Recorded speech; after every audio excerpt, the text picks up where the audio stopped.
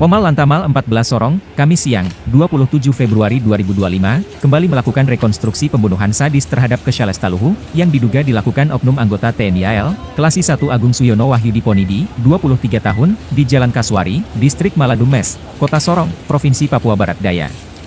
Rekonstruksi ini dilakukan atas permintaan Auditorat Militer 421 Manokwari, untuk melengkapi berkas penyelidikan kasus pembunuhan sadis tersebut.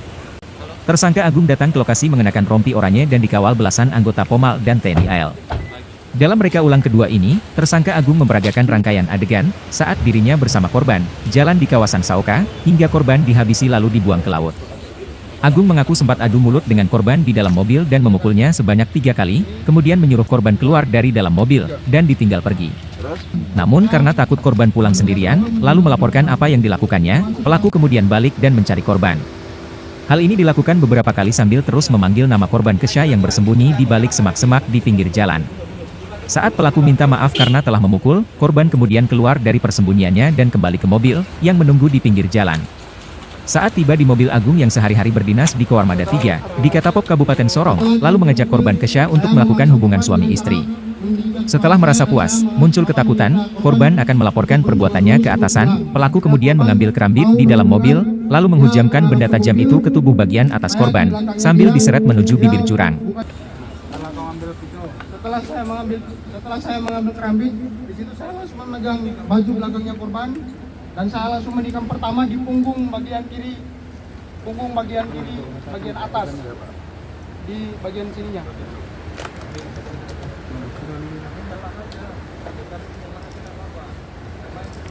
Setelah saya tikam yang pertama, saya tikam lagi yang kedua di bawahnya, dan saya menarik korban menuju ke arah. Kasih jalan.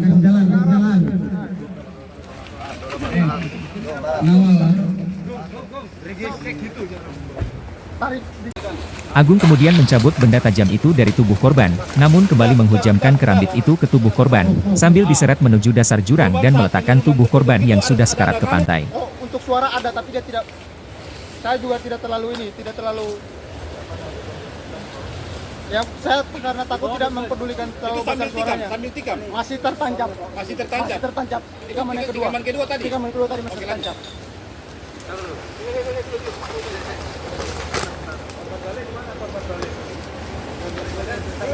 Awas beling.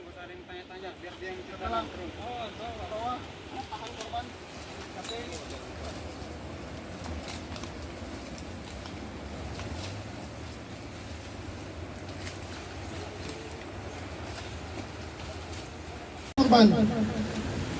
Saya tidak pedulikan si korban. Saya kembali mencari kerambit yang jatuh, karena saya pas mencari kerambit saya sadar kunci mobil juga tidak ada di cantolan celana. Saya mencari ada dua. Ada.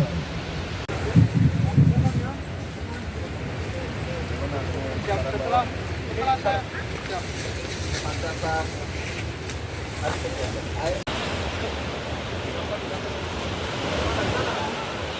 Untuk pelaku membawa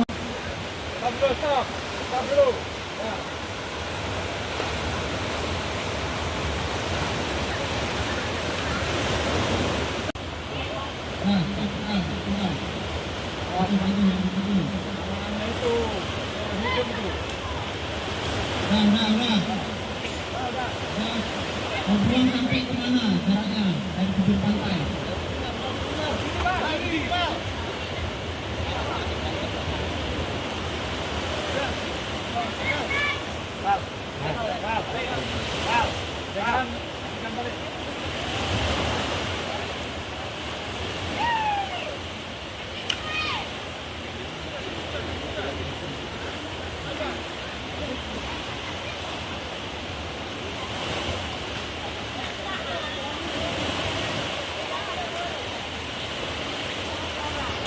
Karena lupa mengambil kunci mobil, Agung kembali ke mobil di atas jurang, untuk mengambil kunci mobil. Agung kemudian kembali ke dasar jurang, lalu menyeret tubuh korban ke tengah laut. Saya membunuh korban itu sendirian, tidak ada orang lain, tidak ada pemaksaan dari orang lain. Saya pembunuh itu karena saya posisi dalam keadaan saya takut, akhirnya saya memilih untuk membunuh korban. Kalau itu saya juga kurang tahu. Soalnya saya udah berapa bulan baru ini sekarang, sudah berapa bulan di penjara baru. Terus pas penikaman itu yang saya tahu setelah saya pulang sampai di mes itu cuaca gerimis pas di mes. Kalau di sini saya tidak tahu, pas saya melakukan pembunuhan itu darahnya keluar, yang saya tahu kena tangan, terus celana sama sepatu saya itu yang penuh darah itu. Di rumput-rumput? Tidak perhatikan. Saya tidak membuang mayat di dalam kubangan. Yang saya lakukan, saya hanya menghanyutkan mayat ke arah laut dengan pemikiran saya mau menghilangkan mayatnya dengan cara menghanyutkan. Terus saya juga tidak tahu setelah itu mayatnya yang ditemukan di bibir pantai di dalam kubangan itu. Kalau pelukan tidak, saya cuma rangkul dia pas saya buang dia itu, Bang. Waktu pertama itu saya berpikir kalau terlalu panjang lama, tapi karena saya dikasih tahu suruh jujur semua sama ibu korban juga, sama dari semuanya minta saya kasih tahu, jadi akhirnya saya bicara sejujurnya ke media, Bang. Pas saya tikam itu saya tahu korban masih pakai baju sama celananya selutut. Setelah saya hanyutkan mayat juga, mayat masih dalam keadaan menggunakan baju dan celananya masih selutut. Setelah mayat ditemukan telanjang itu saya tahu karena dikirim ke grup. Komandan Pomal Lantamal 14 Sorong, Letnan Kolonel Laut, PM, Dian Sumpena meminta masyarakat tidak berspekulasi terkait jumlah pelaku pembunuhan Kesha Lestaluhu. Menurutnya sesuai hasil penyelidikan, pelaku pembunuhan Kesha hanya satu orang, yaitu Kelasi 1 Agung Suyono Wahyu Diponidi. Di rumah sakit sangat kurang. Untuk kejelasan sperma atau apa saya kasih tahu ya sebenarnya. Dari rumah sakit hanya sebatas 2 sel sperma. Ya. Kita tidak tahu. Ya. Itu aja.